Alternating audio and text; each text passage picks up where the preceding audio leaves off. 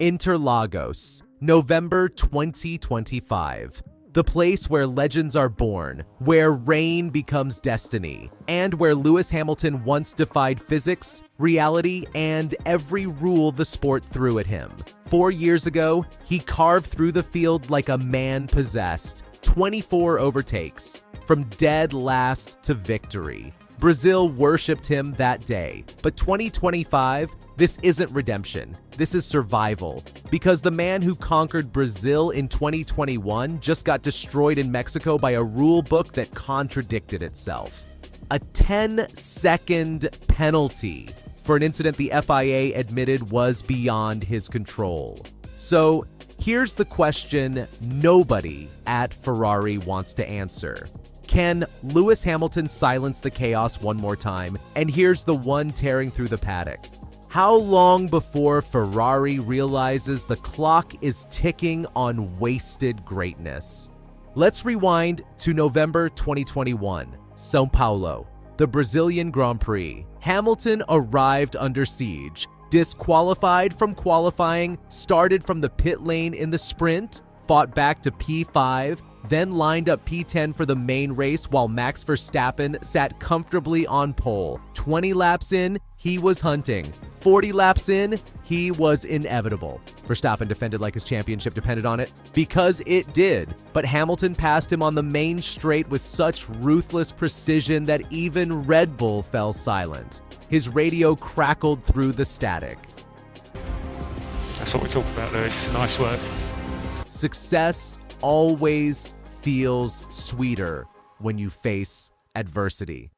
Brazil didn't just witness a win that day, it witnessed a warrior refusing to die. But that was 2021. A different team, a different car, a different Lewis. Because in 2025, Ferrari gave him hope in Austin. A genuine podium fight. The SF25 finally singing. Fred Vasseur believed. Charles Leclerc felt the shift. Even the mechanics had belief in their eyes. Then came Mexico.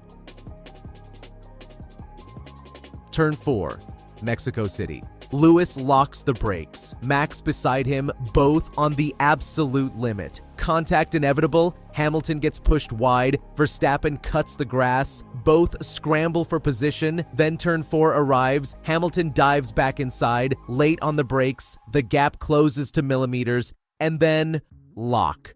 Front wheels frozen. Physics takes over, the car goes straight. No correction possible. Hamilton cuts across the grass, rejoins ahead. 10-second penalty, race over. That's ridiculous. 10 seconds for what? Hamilton's voice cuts through the radio like a blade. No, I mean, it's very, very dirty offline. And Ferrari's garage fell silent. The kind of stunned quiet that comes when everyone realizes injustice just happened live on television. But here's the twist. The FIA released 2 documents. Same incident. Completely opposite conclusions. Document 37 said Hamilton had a fully justifiable reason, and that following protocol was physically impossible.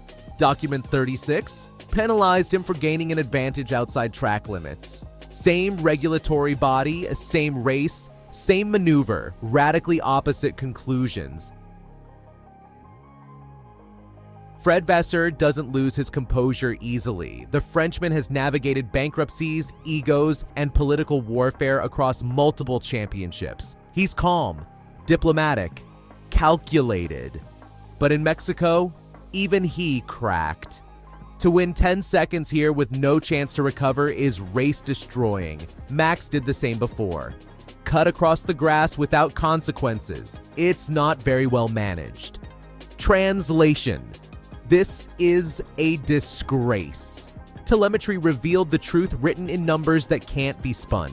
At 2,240 meters above sea level, the thin air reduces brake cooling by over 30%. Downforce drops, grip vanishes. Hamilton's front wheels locked completely, the steering angle showed correction. He tried to turn, but the car kept going straight. Not because of driver error, because of physics. GPS traces from Ferrari's engineers showed Hamilton actually lost time after rejoining. His sector time was nearly identical. No real advantage, no structural gain, just a positional change in racing chaos. Former driver Sam Bird called it extremely harsh. Sky Sports commentators said it was insidious, unnecessary interference. But the FIA didn't care about context, they cared about control, and one leaked sentence from inside the steward's room revealed everything. We need to maintain authority after the track limits chaos in the opening laps. This wasn't about Hamilton's advantage, it was about the FIA's authority. Sound familiar? Abu Dhabi, the finale, lap 53. Nicholas Latifi crashes. Safety car deployed. Michael Massey, the race director, makes a call. Only 5 lap cars between Max and Lewis are allowed to unlap. Not all of them, just 5. Then he ends the safety car on the same lap, violating the regulation that says it should end the next lap. Max on fresh softs, Lewis on old hards. 1 lap. Winner takes all. Verstappen passes Hamilton, wins the championship. Lewis's radio stays silent for 20 seconds. Then, "We lost it, man," Mercedes protested. No, Mikey, no, Mikey, that was so not right. The FIA released a report months later admitting human error in the use of the safety car. But the results stayed. 4 years later, Hamilton sits in a Ferrari garage watching the same pattern repeat. Mexico wasn't a racing incident. It was a warning. Because when the governing body admits a driver acted justifiably, then punishes them anyway, the entire regulatory structure collapses inward. Vasseur told reporters after Mexico, Lewis needed, and the team needed, time to be exactly on the same page on some details. Translation, we're finally clicking, and they're trying to stop us. So what happens when Lewis returns to Interlagos? Scenario 1. He channels 2021, 30 overtakes, a podium from chaos. Brazil falls in love all over again. Ferrari gets the redemption story they desperately need going into 2026. Scenario 2. The politics win. Another controversial call, another stolen result, and Lewis walks away from F1 wondering if greatness even matters when the rulebook is a weapon. Scenario 3. Ferrari pulls the trigger. Charles Leclerc, the most underrated driver of 2025, gets the 2026 development priority. Lewis becomes the support act. And the Tifosi watch another legend fade in red. Meanwhile, back in Maranello, Fred Vasseur is building something dangerous. A 2026 power unit designed with full independence. A technical triangle of Sanchez, Tondi, and Loic Serra. Aggressive aero concepts.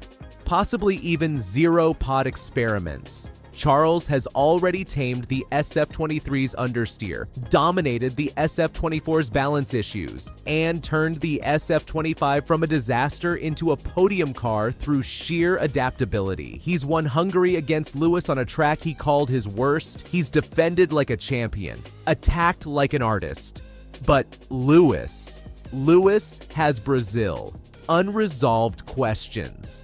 Can Lewis Hamilton silence the chaos one more time at the place that made him immortal? Or will Formula One's regulatory crisis destroy another legend before Ferrari even gets their 2026 shot? And when the FIA's own rulebook contradicts itself in official documents, who's really in control of this sport? One thing's certain, the next time Lewis crosses the finish line first, every team will be watching with one finger on the protest button. Because if a 7-time world champion with telemetry proof and FIA admission of innocence can be destroyed by 10 seconds, then nobody's safe. If you made it this far, you already know. This season's not about who's fastest, it's about who survives the politics, So tell me, will Brazil give Lewis the redemption he deserves, or will the FIA write another ending nobody asked for?